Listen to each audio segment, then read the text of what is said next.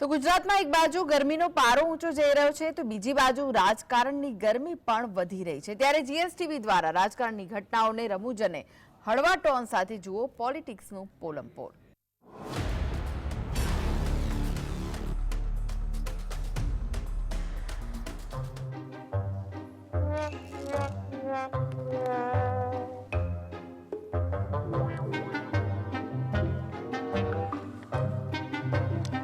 મામા ક્યાં રહી ગયા? કામ હોય ને ત્યારે જ ના આવે। મામા, ઓ જગત મામા, હવે ત્યાં પંચાયત પછી કરજો, પેલા આય આવો ને।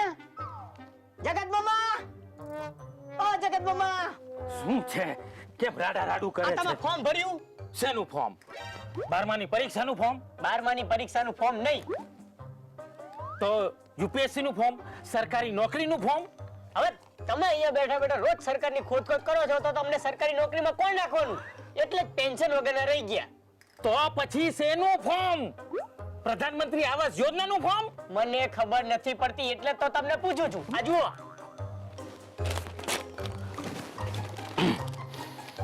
ભણા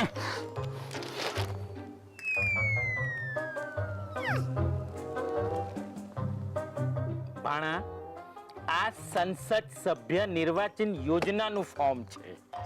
સંસદ સભ્ય વાંચન યોજના। ધારો કે જો કોઈ સંસદ સભ્ય અભણ હોય તો એ આ વાંચન યોજનાનો લાભ કઈ રીતે લઈ શકે? અભણ તું છે ડફોડ। વાંચન યોજના નહીં, નિર્વાચન યોજના। નિર્વાચન એટલે ચૂંટણી। આ પછી ચૂંટણીમાં કઈ નવી સ્કીમ આવી? ભાણા, આ કોઈ નવી સ્કીમ નથી, મારા બાપુજીના જમાનાથી ચાલતી આવતી સ્કીમ છે। એમ? પણ મામા, સ્કીમ શું છે? સ્કીમ બહુ સહેલી છે ભાણા। હા, સૌથી પહેલા તમારે ફોર્મ ભરવાનું, અને જો ફોર્મ લાગી જાય ને તો 5 વર્ષ સુધી તમારે જલસા જ જલસા। મફતમાં રહેવા માટે બંગલો મળે, નોકર ચાકર મળે, આખા દેશમાં ફરવા માટે મફતમાં વિમાન મળે, અને તમે રિટાયર થાવ ને તો જીવો ત્યાં સુધી પેન્શન મળતું રહે તમને।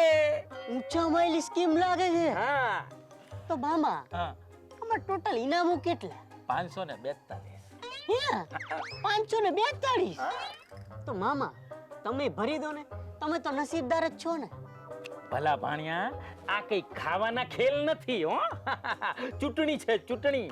અને અટાણે આ જે ફોર્મ ભરાણા છે ને એ ચૂંટણીની ઉમેદવારીના ફોર્મ છે। બરાબર। તો પછી આમાં જે ફોર્મ ભરે એમને પોતાની સંપત્તિ કેટલી છે એ કેમ જણાવવું પડે? ઈ હાથીના દાંત કહેવાય ભાણા। હાથીના દાંત? હા, ઈ બતાડવા જ પડે।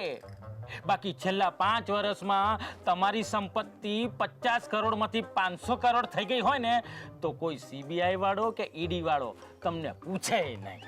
બરાબર, એટલે હાથીના દેખાડવાના દાંત। તો પછી ચાવવાના દાંતનું શું? અલ્યા, આ ચાવવાના દાંત વડે જ તો ખાધું હોય, એટલે જ તો 50 કરોડમાંથી 500 કરોડ થયા હોય। તો મામા, હા, આ ચાવવાના દાંતની તપાસ ન થાય? ન થાય વાળા, એ જ તો સ્કીમ છે। હા, અને આ સ્કીમ દ્વારા જ આપણે દર 5 વર્ષે 542 કરોડપતિઓ પેદા કરીએ છીએ। હા, એને જ કહેવાય આત્મનિર્ભર ભારત। અરે વાહ ભાણિયા, તું તો દાડે દાડે હોશિયાર થતો જાય છે। હે, તો પછી ભાણિયો કોનો? જગત મામાનો। તો પછી એકાદ દોહો થઈ જાય તો સાંભળ। હા? हे ऊपर वाले तेरी दुनिया में हाँ। जेब किसी की ना खाली रहे, जेब किसी की न खाली रहे। हे ऊपर वाले तेरी दुनिया में न जेब किसी की खाली रहे, कोई सांसद भूखा ना हो, हर सीट पे रोज दिवाली रहे। મામા, હા, એક ફોર્મ ભરી આપો ને, શેનું ફોર્મ? લાયસન્સ નું। તું મોટો તો થઈ જા। ખોટું બની ગયો। એ ભાણા, અરે આમ તો જો, હાલ ફોર્મ ભરી દઉં।